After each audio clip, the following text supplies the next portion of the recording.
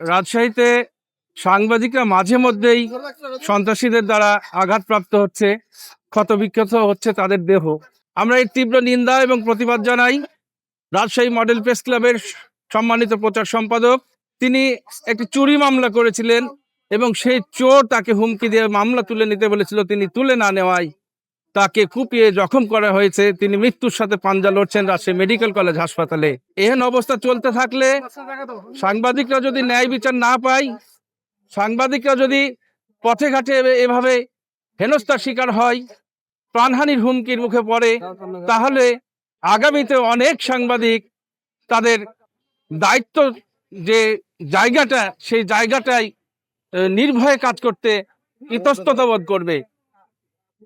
তো আমরা এই মানববন্ধনের মাধ্যমে আপনাদের সবার কাছে জানাতে চাই, সাংবাদিকদের কাজের পরিবেশ তৈরি করতে হবে। সাংবাদিকরা যেন নির্ভয়ে কাজ করতে পারে, নির্ভয়ে সকল জায়গায় যেতে পারে, সেই জায়গাটুকু নিশ্চয়তার দাবি জানাচ্ছি আমি প্রশাসনের কাছে।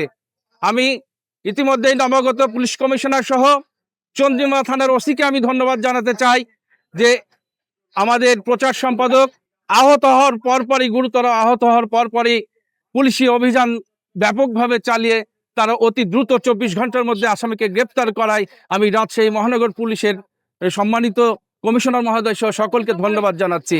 গণতান্ত্রিক রাষ্ট্রের প্রধান কাজই হচ্ছে এবং মৌলিক কাজই হচ্ছে যে সাংবাদিকদের যে নিরাপত্তা সেটি নিশ্চিত করা।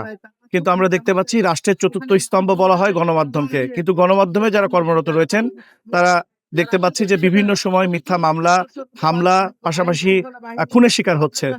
কিন্তু আমরা বারবারই কিন্তু বিচার বিভাগের কাছে যাচ্ছি এবং প্রত্যাশিত যে বিচার সেটি কিন্তু পাচ্ছি না। এবং গত কয়েকদিন আগেও আপনারা দেখতে পেরেছেন যে আমাদের সাংবাদিক মতিউর রহমানের উপর যে নৃশংস হামলা হয়েছে, এটার জন্য কিন্তু আজকে আমরা এই মানববন্ধনে দাঁড়িয়েছি। কিন্তু প্রত্যেকবারই কিন্তু আমাদেরকে মানববন্ধনে দাঁড়াতে হয় বিচার চাইতে। কিন্তু কেন আমরা বিচার চাইবো?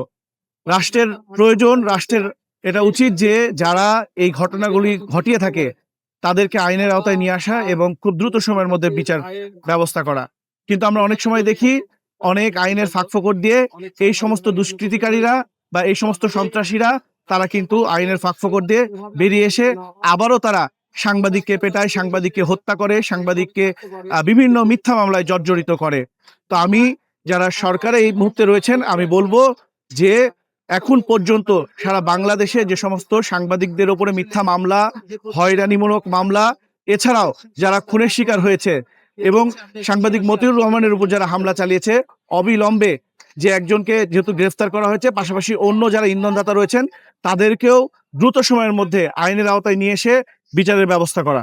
রাজশাহী মহানগরীতে চন্দ্রিমা থানাধীন মতিউর রহমান নামের একজন সাংবাদিক, যিনি রাজশাহী মডেল প্রেস ক্লাবের প্রচার সম্পাদক, তিনি মামলা করে চোর চক্রের দ্বারায় হুমকির শিকার হয়ে গুরুতর আহত হয়েছেন এবং তিনি রাজশাহী মেডিকেল হাসপাতালে এখন ভর্তি রয়েছেন। আমরা আজকের এই মানববন্ধনের মূল উদ্দেশ্য, ভবিষ্যতে যেন আমাদের আর কোনো সাংবাদিক এমন হামলার শিকার না হয়। আমরা ধন্যবাদ জ্ঞাপন করি রাজশাহী মেট্রোপলিটন পুলিশের নবাগত পুলিশ কমিশনার, আমরা ধন্যবাদ জ্ঞাপন করি গোয়ালিয়র জোনের ডিসিকে, আমরা ধন্যবাদ জ্ঞাপন করি রাজশাহী মহানগরীর চন্দ্রিমা থানার ওসিকে, যারা 18 ঘন্টার মধ্যেই এই অপরাধীকে শনাক্ত করে আজকে সকালেই তারা আটক করেছেন এবং তারা এই আসামিকে ধরার জন্য ব্যাপক চেষ্টা চলমান রেখেছিলেন। আজকের এই মানববন্ধনে আমরা রাজশাহী সাংবাদিক সমাজ সমবেত হয়েছি। আমরা মনে করি রাজশাহীতে কোনো সাংবাদিকের উপরে হামলা হলে সে হামলা সকল সাংবাদিকের উপরেই বয়ে যায়। সাংবাদিকের আহতে যারা কষ্ট পায় না, সাংবাদিকরা আহত হলে যারা কষ্ট পায় না, আমরা মনে করি তারা সাংবাদিকতা পেশাকে ভালোবাসে না। সাংবাদিকতা পেশাকে যারা ভালোবাসেন, যারা পেশাদার সাংবাদিক আহত হলে তারা অবশ্যই সেই সাংবাদিকের জন্য কষ্ট পান, মাঠে নামবেন, তার বিচার চাইবেন।